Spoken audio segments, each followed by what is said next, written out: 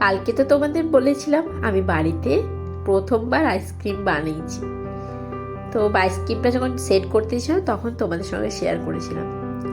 তো 24 ঘন্টার মতো হয়ে গেছে, এখন প্রায় শনিবারের দুপুর 12টা মতো বাজে। মেয়ে স্কুল থেকে বাড়ি এসছে, মেয়ের বাইরা হয়েছে, সে এখন আইসক্রিমটা খাবে। আর সত্যি তো এত সুস্বাদু আইসক্রিম যদি ফ্রিজে থাকে খাওয়ার জন্য তো মন করবে। আমি বড় হয়ে আমি কতবার চেক করেছি যে ওটা জমেছে কিনা। তো যাই হোক, ব্যাপারটা এখন এরকম দাঁড়িয়েছে। তো এখন এটাকে খাওয়ার পালা, বাড়ির সবাই মিলে বসে এটা খাবো। তবে প্রথম টেস্টটা করাবো বাড়ির সব থেকে ছোট সদস্যটা, মানে আমার মেয়েটাকে দিয়ে। তো বেশি দেখো মানে জমে গেছে। আর ব্যাঙ্গালোরের এই ঠান্ডা ঠান্ডা ওয়েদারের সঙ্গে আইসক্রিমটা দারুণ লাগবে। আর আমার গলার আওয়াজ শুনেই বুঝতে পারছো আমার কি অবস্থা।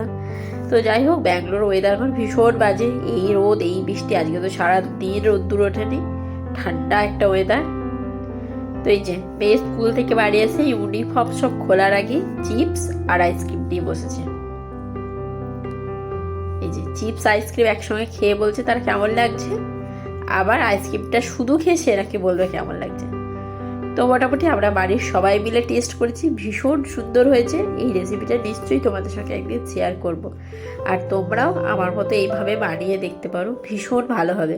কোনো রকম মানে বাইরের কোনো কিছু ছাড়া বাড়ির ঘরোয়া পদ্ধতিতে একদম বাচ্চা থেকে বড় সবাই বেশ ভালো করেই খেতে পারবে, আর দারুণ টেস্ট হয়।